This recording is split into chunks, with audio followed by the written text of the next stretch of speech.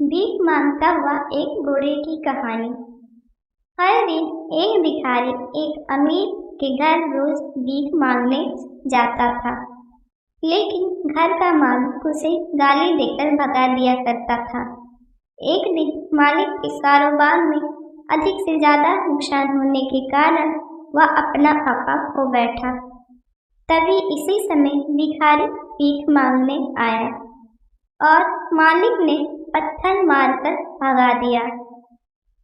पत्थर की वजह से उसके सर में काफी चोट लगने के कारण खून बहने लगा। फिर भी दर्द से कहरता हुआ भिखारी ने इतना ही कहा, भगवान तुम्हारे पाप को माफ करे। भिखारी वहां से चला गया। सेठ सोच में पड़ गया कि भिखारी को पत्थर मारा, फिर भी उसने सिर्फ प्रार्थना की।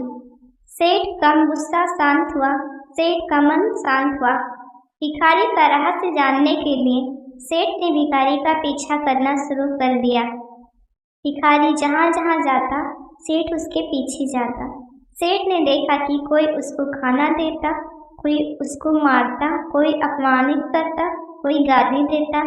लोग भिखारी के साथ चाहे जैसा व्यवहार करते, लेकिन भिखारी सबके लिए एक ही प्रार्थना करता, भगवान तुम्हारे पाप माफ करे। अब रात होने को आई थी। भिखारी अपने घर जाने के लिए लौटा। वो अपने घर पहुंच गया, लेकिन सेठ अब भी उसका पीछा कर ही रहा था। एक पुरानी टूटी हुई खटिया पर एक बूढ़ी औरत लेटी हुई थी, काफी कमजोर और बीमार लग रही थी। वह भिखारी की पत्नी थी। अपने पति को वापस आता देख वह खाट से उठ खड़ी हुई। पत्नी ने अपने पति के भीख वाले कटोरे में देखा, उसमें सिर्फ आधी बासी रोटी ही थी। उसे देखकर वह बोली, आज बस इतना ही मिला, और हाँ, आपके सिर से खून निकल रहा है, या चोट कैसे लगी? बूढ़ा भिखारी बोला, आज बस इतना ही मिला, किसी ने कुछ दिया ही नहीं, सबने गाली दी और एक ने नए ने पत्थर भी फेंका, इसलिए मेरे सर फट गए। एक गहरी ठंडी सांस लेकर बुढ़िया भिखारी फिर से बोला, यह मेरे ही पापों का फल है। तुम्हें याद है, कुछ सालों पहले हम कितने अमीर थे, क्या कुछ नहीं था हमारे पास।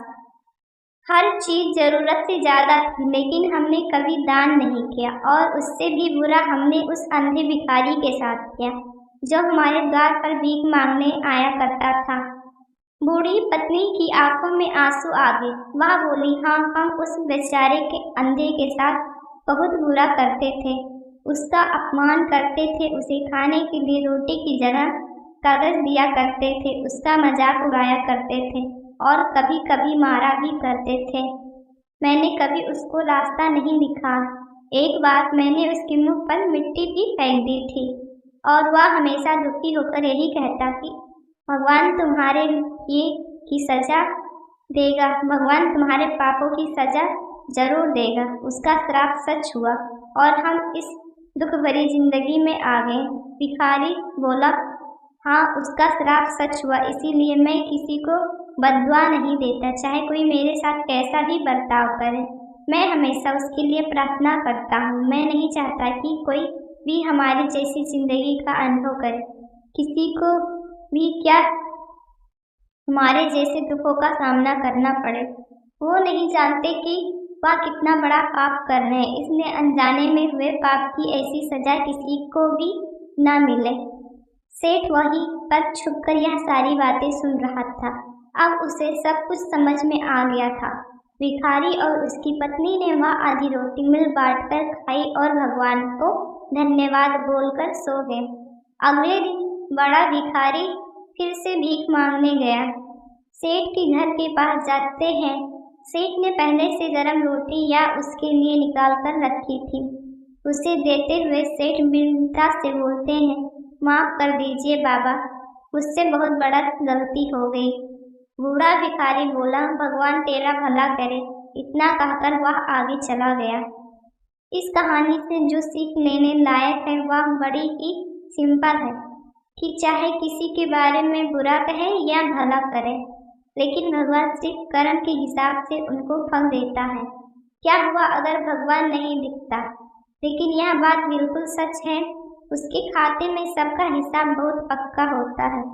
इसलिए जब किसी के लिए कुछ भी करो तो अच्छा ही करो। अगर आपको ये कहानी पसंद आई हो तो ऐसी कहानी सुनने के लिए प्लीज़ हमारे चैनल को